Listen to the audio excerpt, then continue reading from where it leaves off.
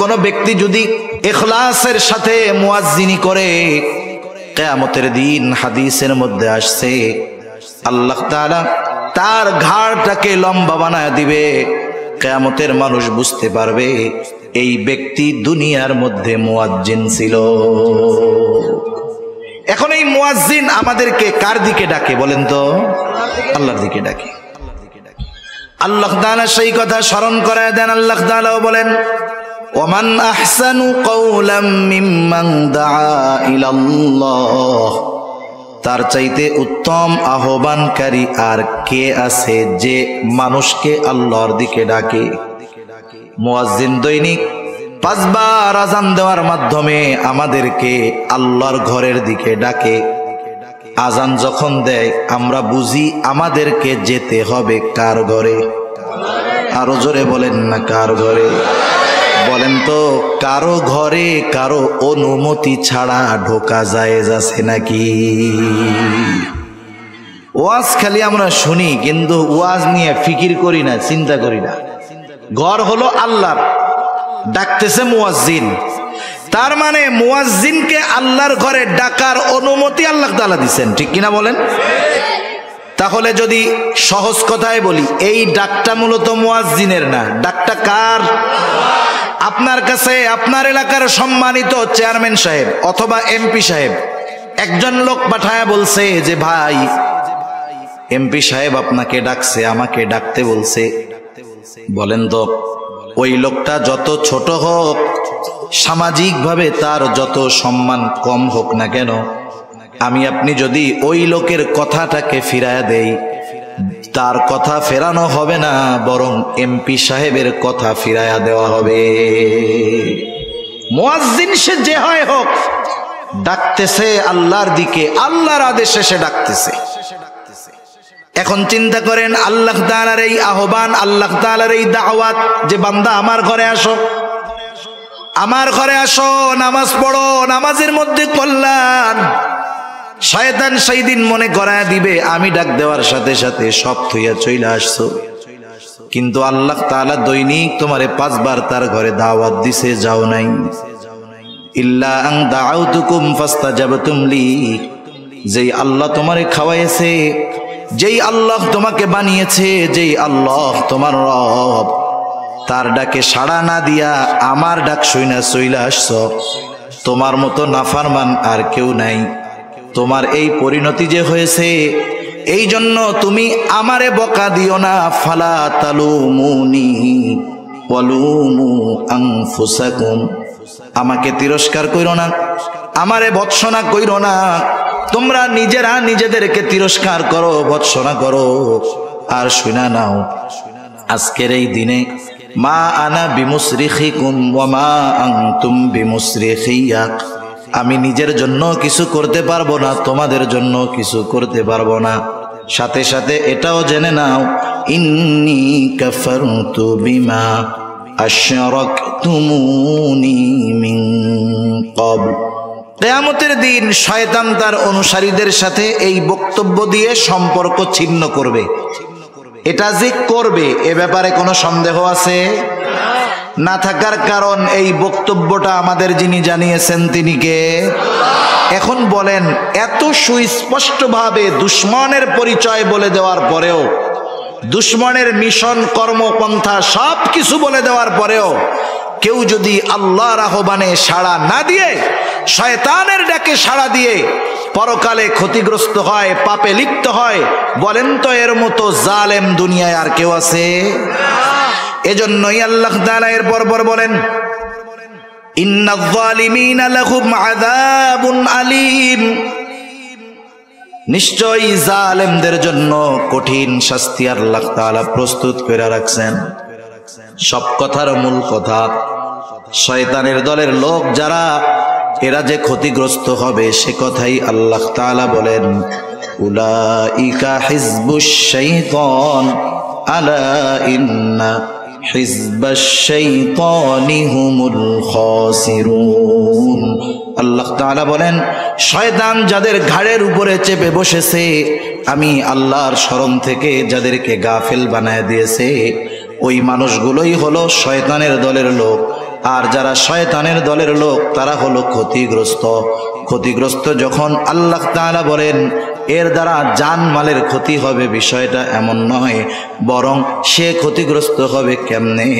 এই ক্ষতি হবে অনন্তকালের জাহান্নামের বাসিন্দা হওয়ার মাধ্যমে। সেজন্য আল্লাহ তাআলা আমাদের শয়তানের দল হওয়া থেকে বেঁচে থাকার তৌফিক দান করুন, জোরে বলি আমিন। তাহলে দুনিয়াতে দল কয়টা? একটা হলো শয়তানের দলের লোক, একটা হলো শয়তানের দল। কার দল? আর একটা কার দল? আমরা কার দলের লোক হব? হাত উঁচু করে বলি নারায়ে তাকবীর, নারায়ে তাকবীর। মাশাআল্লাহ, হাত নামাই। শয়তানের দলের মোটামুটি পরিচয় অবস্থা আমরা জানলাম। আল্লাহর দলের পরিচয় জানার দরকার আছে না? একটু কষ্ট হইতেছে নাকি আপনাদের? আমার তো কষ্ট হইতেছে, এই জন্য বেশি সময় আর আপনাদের কষ্ট দিব না। কারণ আগামী দিন আমার বড় শ্রদ্ধেয় ব্যক্তিত্ব, শ্রদ্ধার মানুষ, ভালোবাসার মানুষ আল্লামা আব্দুল বাসিত খান সাহেব আসবে। কালকেও তো আপনারাই আসবেন, এজন্য বেশি সময় কষ্ট দিব না ইনশাআল্লাহ। এরপরে আল্লাহ তাআলা বলতেছেন, আমি যে আয়াতগুলো তিলাওয়াত করেছি সূরা মুজাদালার শেষ কয়েকটা আয়াত, এক আয়াতের কথা মোটামুটি শেষ। এরপরে আল্লাহ রাব্বুল আলামিন বলতেছেন, ইন্নাল্লাযীনা ইউহাদ্দুনাল্লাহা ওয়া রাসূলাহু উলাইকা ফিল আযাল্লিন। যারা আল্লাহ এবং রাসূলের সাথে শত্রুতা পোষণ করে, দুশমনী রাখে, তারা চরম অপমানিত হবে। এরপরেই আল্লাহ তাআলা তার দলের লোকদের হালত অবস্থা কি হবে সেই ঘোষণা দেন। নিজের দলের কথা বলার শুরুতেই আল্লাহ তাআলা বলেন, কাতাবাল্লাহু লাআগলিবান্না আনা ওয়া রুসুলি ইন্নাল্লাহা কাওয়িয়্যুন আজিজ। আল্লাহ তাআলা নিজের দলের কথার শুরুতেই বলেন কাতাবাল্লাহ, আল্লাহ তাআলা নির্ধারিত করে রাখছেন, লেখা রাখছেন। কি লেখা রাখছেন? লাআগলিবান্না আনা ওয়া রুসুলি, আমি আর আমার রাসূলের দলের বিজয় হবেই হবে, এটা লিখে রাখছেন কে? তার মানে আল্লাহর দলের লোক যারা, তাদের বিজয় হবেই হবে। এখন আল্লাহর দলের লোক যারা, তাদের বিজয় হবেই হবে। কেন? কারণ ইন্নাল্লাহা কাওয়িয়্যুন আজিজ, আল্লাহ তাআলা হলেন মহাশক্তিশালী, মহাপরাক্রমশালী। এই জন্য কোনো ব্যক্তি যদি আল্লাহর দলের লোক হয়ে যায়, লড়াইতে জিতুক, হারুক আর মরুক, তার নাম জয়ীদের তালিকায় চলে যায়। আল্লাহর দলের লোক হইলেই জয় সুনিশ্চিত। এই যে ফিলিস্তিনের পক্ষে, আকসার পক্ষে, বাইতুল মুকাদ্দাসের পক্ষে যারা ইহুদিদের বিরুদ্ধে যুদ্ধ করতেছে, হয়তো ইসরায়েল সারা দুনিয়াকে কনভিন্স করে গাজাকে পৃথিবীর মানচিত্র থেকে মুছে দিবে। হতে পারে 20 লক্ষ গাজার বাসিন্দাদেরকে একেবারে শেষ করে দিবে। এরা যদি মরেও যায়, বলেন তো এরা পরাজিত হবে নাকি? মরলে পরাজিত হয় না, মরলেই হেরে যায় তা না, বরং মৃত্যুর মাধ্যমে মানুষ তার চূড়ান্ত গন্তব্যে পৌঁছাতে পারে। একটা ঘটনা বলি আপনাদের, তাইলে বুঝতে সহজ হবে। রাসূল আকরাম সাল্লাল্লাহু আলাইহি ওয়াসাল্লাম দুনিয়ায় আসার পূর্বে ঈসা আলাইহিস সালাতু ওয়াস সালামের পরে এক জালেম বাদশার ঘটনা তাফসীরের মধ্যে আসছে। এই জালেম বাদশার নাম ছিল ইউসুফ জুরনাওয়াজ। সে নিজেকে খোদা দাবি করত। তৎকালীন সময়ের খ্রিস্ট ধর্মের অনুসারী যারা ছিল তাদের উপরে জুলুম অত্যাচার সে চালায়া যাইত। এই বাদশাহ ইউসুফ জুরনাওয়াজের দরবারে একজন জাদুকর ছিল, জাদুকর বৃদ্ধ হয়ে গেছে। জাদুকর বাদশার কাছে বলে, বাদশাহ আপনি একজন মেধা সম্পন্ন বালকের ব্যবস্থা করেন, আমি আমার জাদু বিদ্যাটা তাকে শিখাইয়া দেয়া যাই, যাতে করে আমার মৃত্যুর পরে এই বিদ্যার দ্বারা আপনি উপকৃত হতে পারেন। সারা দেশে যাচাই বাছাই করে একজন মেধাবী বালকের ব্যবস্থা করা হলো। বালককে বলা হলো, বালক তুমি রাজ দরবারে থাকবা, রাজপ্রাসাদে থাকবা, তোমার যা কিছু প্রয়োজন খাবা দাবা ঘুরবা, দৈনিক ওই জাদুকরের কাছে গিয়ে তুমি জাদু শিখা আসবা। ছেলেটা প্রতিদিন জাদুকরের কাছে জাদু শিখতে যায়। যাওয়ার পথে একজন খ্রিস্টান পাদ্রী তার খানকা ছিল, ওইখানেও কিছু মানুষ লুকায়া লুকায়া ওই খ্রিস্টান আলেম পাদ্রীর কাছে গিয়া তৎকালীন সময়ের দিন শিখত। এই বিষয়টা বালকের দৃষ্টিগোচর হলো। একদিন বালক ওই খ্রিস্টান পাদ্রীর কাছে গেল। যাওয়ার পরে খ্রিস্টান পাদ্রীর সাথে তার কিছু সময় কথোপকথন হলো। বালকের কাছে খ্রিস্টান পাদ্রীর কথাগুলো ভালো লাগলো। এইবার সে জাদুকরের কাছেও যায়, খ্রিস্টান পাদ্রীর কাছেও যায়। যাইতে যাইতে এক সময় বালকের অন্তরের মধ্যে তাওহীদের বীজ রোপণ হয়ে গেল, ঈমানের বীজ রোপণ হয়ে গেল। বালক এক আল্লাহয় বিশ্বাসী হয়ে গেল। কিন্তু যেহেতু রাজার দরবারে থাকে, জাদুকরের কাছে যাওয়া লাগে, একটু যায়। এভাবে চলছে কিছুদিন। হঠাৎ একদিন বালকটা যখন রাজ দরবার থেকে বের হয়ে জাদুকরের ঘরের উদ্দেশ্যে রওনা দিল, দেখতেছে রাস্তার মধ্যে একটা বাঘ শুয়ে আছে, জ্যান্ত বাঘ। বাঘের ভয়ে লোকজন চলাচল করতে পারে না। বালকটা চিন্তা করলো, এইবার আমার পরীক্ষার একটা সুযোগ। হকের উপরে কে আছে, সত্যের উপরে কে আছে, পরীক্ষা করা যাবে। এইবার বালক হাতের মধ্যে ছোট্ট একটা পাথর নিয়ে আল্লাহ তাআলার কাছে বলে, আল্লাহ, কে হকের উপরে আছে জানি না, তবে এই পাদ্রী যদি হকের উপরে থাকে, এই পাথরের আঘাতে যেন বাঘটা মারা যায়। এই বলে ছোট্ট পাথরটা বিসমিল্লাহ বলে যখন ওই বাঘের দিকে নিক্ষেপ করেছে, ছোট্ট পাথরের আঘাতে বড় বাঘটা সাথে সাথে মরে যায়। বালকের ইয়াকিন পূর্ণ হয়ে গেছে।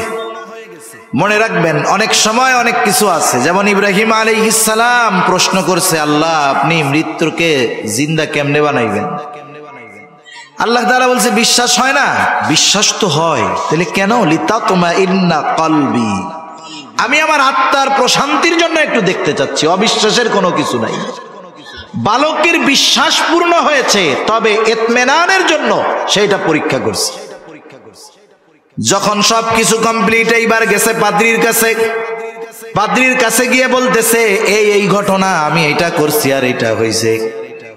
পাদ্রী বলতেছে, বালক, তুমি তো কামেল হয়ে গেছো, ঈমান পরিপূর্ণ হয়ে গেছে, অচিরেই তোমাকে পরীক্ষার সম্মুখীন হওয়া লাগবে, মুসিবত তোমার দেখা দিবে।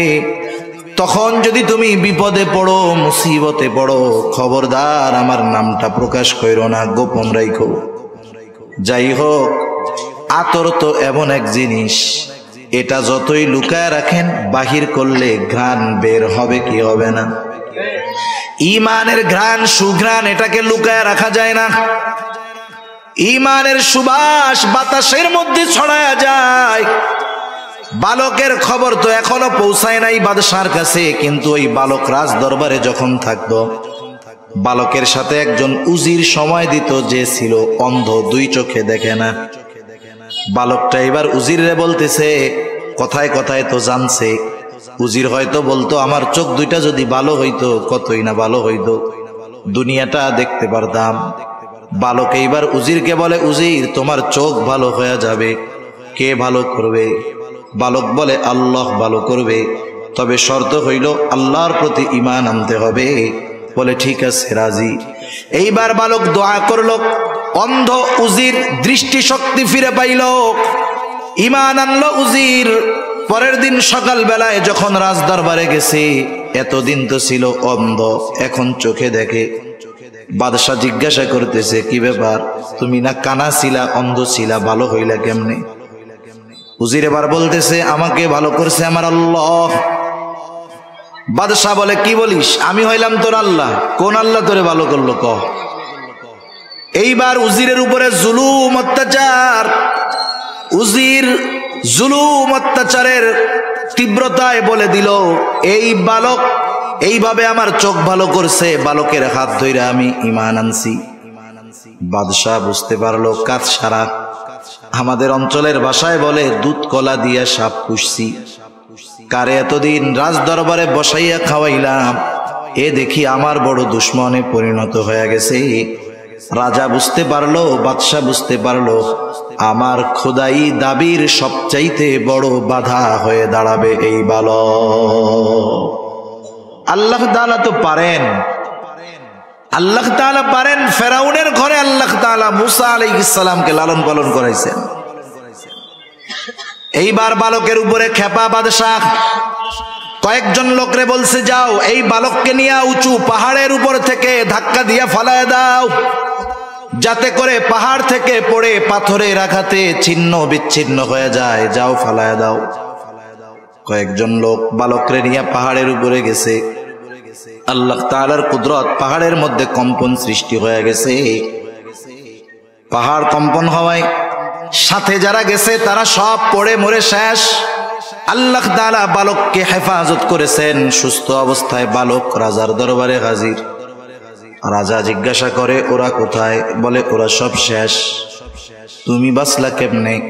বলে, আমাকে বাঁচিয়েছেন আমার আল্লাহ। যেই বেটা নিজে খোদা হইতে চায়, ওর সামনে যদি আরেকজন আল্লাহর কথা বলে, ওর খুব ভালো লাগবে না? ভালো লাগবে। ওই আল্লাহ শব্দটা ওর বুকে তীরের মতো যায় লাগতেছে। এইবার আর এক গ্রুপরে বলছে, যা একে গভীর সমুদ্রের মধ্যে নিয়ে গিয়ে ফালায়া দিবি। মনিটরের আওয়াজটা একটু ছেড়ে দিতে বলেন। বলতেছে, যা একে গভীর সমুদ্রে নিয়ে ফালায়া দিবা, যাতে সমুদ্রের যেই প্রাণীগুলো আছে তাকে খেয়ে ফেলে, ওর মৃত্যু হয়ে যায়। এইবার একদল মানুষ নৌকায় করে বালকটাকে দরিয়ার মাঝে নিয়ে গেল। আল্লাহ তাআলা বাতাস উঠায়া দিলেন।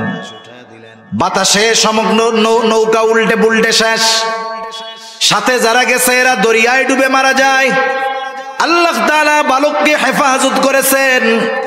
বালক সুস্থ অবস্থায় বাদশার দরবারে হাজির। বাদশাহ বলতেছে, কি ব্যাপার? তোমার সাথে যাদেরকে পাঠাইলাম তারা কোথায়? বলে, তারা সব শেষ। তুমি বাঁচলা কেমনে? বলে, আমাকে বাঁচিয়েছেন আমার আল্লাহ। বাদশার সাথে বালকের এই লড়াই, এ খবর গোটা দেশের মানুষ জেনে গেছে যে এরকম একটা ছোট্ট বালক, তার সাথে বাদশার এই লড়াই, বাদশা তার বাহিনী সহ তারে মারতে পারতেছে না। এইবার ওই বালকটা বাদশাকে বলে, বাদশাহ, তোমার যেহেতু আমাকে মারার এত শখ, তুমি তোমার নিজের পদ্ধতি অবলম্বন করে আমাকে মারতে পারবা না। আমাকে যদি মারতে চাও, আমি যেই পদ্ধতি বইলা দিব সেই পদ্ধতি অবলম্বন করলে মারতে পারবা। বাদশা চিন্তা করতেছে, ওকে মারতে পারলে আমার রাস্তা ক্লিয়ার। মানুষ যখন প্রতিশোধের নেশায় থাকে, রাগে থাকে, অহংকারের সাথে থাকে, এমন কিছু কাজ সে করে বসে, ওই কাজ করলে আগ পিছ ভাবার সুযোগ নাই, কি হতে পারে, কি উপকার কি ক্ষতি হতে পারে, এইটা ভাবে না, বরং ওই সময় প্রতিশোধের নেশায় ওই কাজটাই সে করতে যায়। যেমন আল্লাহ তাআলা মুসা আলাইহিস সালাম সহ ওনার কওমের জন্য, বনি ইসরাইলের জন্য দরিয়ার মধ্যে দিয়ে রাস্তা বানায় দিছে। ওই জায়গা দিয়ে রাস্তা বানায় দিছে। মুসা আলাইহিস সালাম উম্মত সহ দরিয়া পার হয়ে অপর প্রান্তে চলে আসছে। এই রাস্তাটা তাদের জন্য নিরাপদ, বিপদ থেকে বাঁচার রাস্তা। ফেরাউন যখন আইসা দেখে কত সুন্দর রাস্তা, এতটুকু উপলব্ধি তার মধ্যে থাকতে হবে যে এ রাস্তা তো আল্লাহ দিয়েছেন বনি ইসরাইলের জন্য, এটা দিয়ে তারা বিপদ থেকে বাঁচলো। এই রাস্তায় গেলে আমাদের জন্য আপদ না, বরং বিপদ হইতে পারে। কিন্তু প্রতিশোধের নেশা ফেরাউনকে সব ভুলাইয়া দিছে। এবার বাহিনী সৈন্য সামন্ত নিয়ে রাস্তায় রওনা দিছে। মাঝ দরিয়ায় পৌঁছায়ছে। যাদের জন্য রাস্তা বানানো হয়েছিল তাদের ব্যবহার শেষ, এবার আর রাস্তার দরকার নাই। আল্লাহ তাআলা সমুদ্রকে আগের অবস্থায় ফিরিয়ে দিয়েছেন। দুই পাশে পাহাড় সাদৃশ্য উঁচু দেয়ালের মতো হয়ে গেছে সমুদ্র। একসাথে উপর থেকে যখন পানিতে চাপা দিছে, সবগুলো একসাথে শেষ। বাদশা চিন্তা করতেছে, একে মারতে পারলেই তো রাস্তা ক্লিয়ার, কেমনে মারা যাবে বলো? বালক বলতেছে, শোনো, সারা দেশের মধ্যে এলান করে দাও, নির্ধারিত দিনে সারা দেশের মানুষ সব একত্রিত হবে, কেউ বাসায় থাকতে পারবে না। ওই দিন সব মানুষ উপস্থিত হবে, তাদের মধ্যে আমি থাকবো। তোমার জল্লাদ আমার দিকে তীর মারবে, তবে শর্ত হলো তীরটা মারতে হবে বিসমিল্লাহি রব্বিল গোলাম এই শব্দ উচ্চারণ কইরা, তাহলে তোমার মনোবাসনা পূরণ হবে। বাদশাহ ইউসুফ জুরনাওয়াজ সারা দেশে ঘোষণা করে দিয়েছে, সব মানুষ নির্ধারিত দিনে উপস্থিত, দুগ্ধপোষ্য শিশুকে নিয়ে তার মা উপস্থিত, বৃদ্ধ আবাল বনিতা যুবক যুবতী কিশোর কিশোরী সব উপস্থিত। দুনিয়ার মানুষ বাঁচতে চায় আর এই বালকটা মরতে চায়। আবার বাদশার নির্দেশ, সকলে হাজির হয়ে গেল, যথাসময় উপস্থিত। এইবার জল্লাদ তীর নিয়ে তৈয়ার, উচ্চ স্বরে বিসমিল্লাহি রব্বিল গোলাম এই কথা বলে জল্লাদ তার তীরটা বালকের দিকে নিক্ষেপ করলো। যেই কথাটা বলছে, কথাটা হলো বিসমিল্লাহ, আল্লাহর নামে আমি নিক্ষেপ করতেছি এই তীর। রব্বিল গোলাম বিরব্বিল গোলাম, এই বালকের রব আল্লাহর নামে আমি তীর নিক্ষেপ করতেছি। এই কথা বলে যখন জল্লাদ তীর মেরেছে, তীর গিয়ে গায়ে বিদ্ধ হয়েছে, বালকটা জমিনের উপরে পড়ে গেছে, শহীদ হয়ে গেছে। সব উপস্থিত মানুষ যখন এটা দেখছে, তারা কি করলো? বালক মরে গেছে, শহীদ হয়ে গেছে, নিষ্প্রাণ হয়ে গেছে দেহটা। এই দৃশ্য দেখে উপস্থিত সব মানুষ সমস্বরে প্রত্যেকেই বলতেছে, আমানতু বিরব্বিল গোলাম, আমরাও এই বালকের রবের উপরে ঈমান আনলাম। বালক তীরের আঘাতে মরল ঠিক, কিন্তু বলেন তো, মরে গিয়ে বালক হেরে গিয়েছে নাকি সে সফল হয়ে গেছে? সেজন্য মানুষ মরলেই ব্যর্থ হয়ে যায় তা না, মৃত্যুর মাধ্যমে মানুষ তার মূল মাকসাদ, মূল গন্তব্যে পৌঁছাতে পারে। এজন্য আল্লাহর দলের সৈনিক যারা, এরা মরে গেলেও হেরে যায় না। ফিলিস্তিনে যারা মরতেছে হেরে যায় নাই, আফগানিস্তানে যারা মরছে হেরে যায় নাই। গোটা দুনিয়ায় জালেমের অত্যাচারে যেই মুসলমানেরা মরে, এরা হেরে যায় না।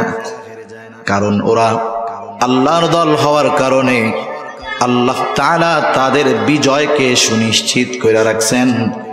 এজন্যই আল্লাহ তাআলা বলেন, কাতাবাল্লাহু লা আগলিবান্না আনা ওয়া রুসুলি ইন্নাল্লাহা কাওয়িয়্যুন আজিজ। তাহলে আল্লাহর দল হলে বিজয় সুনিশ্চিত, আল্লাহর দল হলে বিজয় সুনিশ্চিত। এইবার শেষ আয়াতের কিছু কথা অল্প সময়ের মধ্যে শেষ হয়ে যাবে ইনশাআল্লাহ। এই আয়াতটা আপনাদের খেদমতে বলার আগে এই আয়াতের একটা শানে নুজুল আছে। শানে নুজুল হইল এই আয়াত নাজিল হওয়ার কারণ। শানে নুজুল জানা থাকলে ওই আয়াতের বিষয়টা সহজে বোঝা যায় যে আল্লাহ তাআলা কেন বলতে চাচ্ছেন, কোন কারণে আয়াতটা নাজিল করলেন। তা শানে নুজুলটাকে আমি একটু বলবো, কষ্ট হইতেছে না তো আপনাদের? আচ্ছা, বদরের যুদ্ধের সময়, বদরের যুদ্ধটা হলো এমন এক যুদ্ধ, যেই যুদ্ধ কাফেররা পায়ে পাড়া দিয়ে আইসা যুদ্ধ করছে, পায়ে পাড়া দিয়ে আইসা যুদ্ধ করছে। ইতিহাস বলে যে মুসলমানেরা যুদ্ধ করার জন্য যায় নাই, কাফেলা আক্রমণ করার জন্য গেছে, ঝাটিকা আক্রমণ। আর কাফেররাও মূলত আসছিল আবু সুফিয়ানের ব্যবসায়ী কাফেলাকে শত্রুদের হাত থেকে বাঁচানোর জন্য।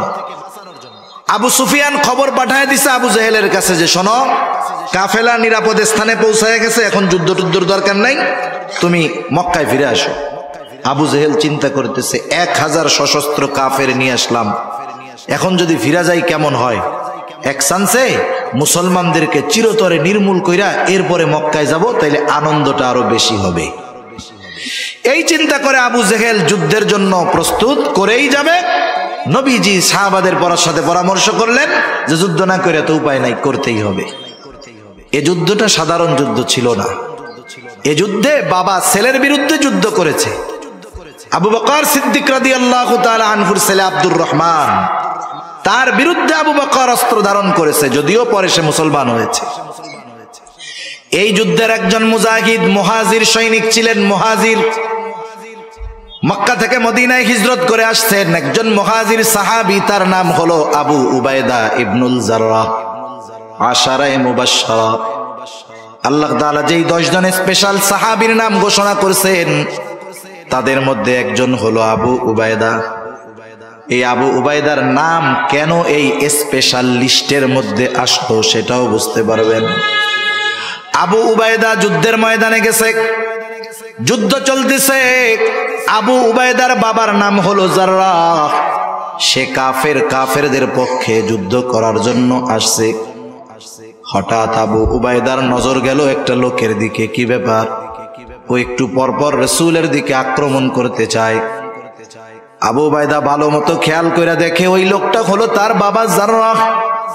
আবু উবায়দা কাফেরদের সাথে লড়াই করতেছেন আর বাবাকে দেখছে। দেখার পরে বাবার মোহাব্বত অন্তরের মধ্যে জাগ্রত হয়ে গেছে। তিনি মনে মনে নিজে নিজে সিদ্ধান্ত নিয়েছেন, আমি যুদ্ধ করব, যুদ্ধের ময়দানে থাকব, কিন্তু বাবার মুখোমুখি হব না। বাপ কাফের হলেও বাবাকে মোহাব্বত করা, ভালোবাসা ইসলাম এটা মানা করে নাই। বরং রাসূলুল্লাহ সাল্লাল্লাহু আলাইহি ওয়াসাল্লামের কাছে আসমা বিনতে আবি বকর রাদিয়াল্লাহু তাআলা আনহুমা আসছেন। এসে বলতেছে, ইয়া রাসূলুল্লাহ, আমার মা একজন মুশরিকা, শুধু মুশরিকা না, আপনাকে খুব অপছন্দ করে। ইয়া রাসূলুল্লাহ, তিনি আমার কাছে আসেন, আমার কাছে আসলে আমি তার সাথে কেমন আচরণ করব? নবীজি জানছেন সে মুশরিকা, নবীকে অপছন্দ করে। এরপরেও নবীজি বললেন, তিনি যখন তোমার কাছে আসবে তুমি তার সাথে সদাচরণ করবা। শুধু তাই না, মা বাবা যদি সন্তানকে শিরক করার জন্য চাপ দেয়, শিরক হলো এমন এক পাপ, কিছু শিরক আছে এগুলা করলে ঈমান থাকে না। যেমন মক্কার মুশরিক যারা, এরা আল্লাহকে বিশ্বাস করত, আল্লাহ তাআলার প্রতি তাদের বিশ্বাস ছিল। কোরআনুল কারীমে অনেক আয়াত আছে, যেমন আল্লাহ তাআলা এক জায়গায় বলেন, ওয়ালা ইন সাআলতাহুম মান খালাকাস সামাওয়াতি ওয়াল আরদ লা ইয়াকুলুন্নাল্লাহ। আল্লাহ তাআলা বলেন, আপনি যদি তাদেরকে জিজ্ঞাসা করেন মান খালাকাস সামাওয়াতি ওয়াল আরদ, আসমান এবং জমিনের স্রষ্টা কে, মক্কার মুশরিকদেরকে এই প্রশ্ন করলে তারা বলবে, কি বলবে? লা ইয়াকুলুন্নাল্লাহ, অবশ্যই অবশ্যই আসমান জমিনের স্রষ্টা কে। মক্কার মুশরিকরা আল্লাহকে বিশ্বাস করত, কিন্তু কিছু শিরকের কারণে তারা বেঈমান, তাদের ঈমান শেষ। মনিটরের আওয়াজ আরো ছাড়তে হবে। তা দেখেন, কাফেরও যদি হয় মা বাবা, ভালোবাসাতে দোষের কোনো কিছু নাই। আবু উবায়দা চিন্তা করছে, বাবা লুকায় লুকায় থাকি, মুখোমুখি হব না। যুদ্ধ চলতেছে। আবু উবায়দার বাবা জাররাহ চিন্তা করতেছে নবীজির উপর আক্রমণ করবে। যাই হোক, আবু উবায়দা যখন 2-3 বার দেখছে বাবা তো নবীর উপরে আক্রমণ করতে চায়, একটু আগে বাবাকে দেখা মোহাব্বত লাগছে ঠিক, কিন্তু বলেন তো, ওই বাবার প্রতি মোহাব্বত যতই হোক না কেন, ওই বাবা যদি নবীর উপরে আক্রমণ করে, কোন সাহাবীর অন্তরে ওই বাবার মোহাব্বত থাকবে নাকি? উনি প্রচন্ড বিরক্ত হয়ে গেছেন। এইবার যখন বাবা রাসূলুল্লাহ সাল্লাল্লাহু আলাইহি ওয়াসাল্লামের দিকে আসতেছেন, এইবার আর কিছু করেন নাই, নিজের তরবারিটা নিয়ে এক কোপ দিয়া বাবার দেহ থেকে মাথাটা আলাদা করে দিয়েছে। যুদ্ধ শেষ হয়ে গেল, কাফেররা রটায় দিচ্ছে, দেখ মুহাম্মদ পোলারে দিয়া বাপরে হত্যা করায়। কাফেররা রটায় দিয়েছে, দেখ মুহাম্মদ ছেলেকে দিয়ে বাবাকে হত্যা করায়। নবীজি চুপ, কিছুই বলেন না, কারণ এইরকম ইতিহাস, এইরকম ঘটনার সম্মুখীন তো আগে তিনিও হন নাই। দুনিয়ার মানুষ খারাপ বলতেছে, সি বলতেছে, কিন্তু আসমানের মালিক ওহী নাজিল করে জানায় দিলেন, ও আমার হাবিব, দুনিয়ার মানুষ যাই বলুক না কেন, আমি আল্লাহ আবু উবায়দার অন্তরের খবর জানি। এই জন্যই আল্লাহ তাআলা এই ঘটনা সহ আরো কয়েকটা ঘটনাকে কেন্দ্র করে আবু উবায়দার প্রশংসা করে আল্লাহ তাআলা এই আয়াত নাজিল করেছে। আল্লাহ তাআলা বলতেছেন, লা তাজিদু কওমান ইউমিনুনা বিল্লাহি ওয়াল ইয়াউমিল আখির ইউআদ্দুনা মান হাদ্দাল্লাহ ওয়া রাসূলাহু আল্লাহ তাআলা বলেন, যারা আল্লাহর প্রতি আখিরাতের প্রতি ঈমান এনেছে, এমন কওম যারা, এমন সম্প্রদায় যারা, আপনি তাদেরকে কখনো এমন অবস্থায় পাবেন না ইউআদ্দুনা মান হাদ্দাল্লাহা ওয়া রাসূলাহু, যারা আল্লাহ এবং রাসূলের প্রতি শত্রুতা পোষণ করে, ওই ব্যক্তিগুলো, ওই মুমিনগুলো তাদেরকে ভালোবাসে, এমন অবস্থায় কখনো পাবেন না। সোজা কথা হলো, আল্লাহর প্রতি আখিরাতের প্রতি যারা বিশ্বাস স্থাপন করে, তারা আল্লাহ এবং রাসূলের প্রতি যারা শত্রুতা পোষণ করে, তাদের সাথে কখনো ভালো সম্পর্ক রাখে না।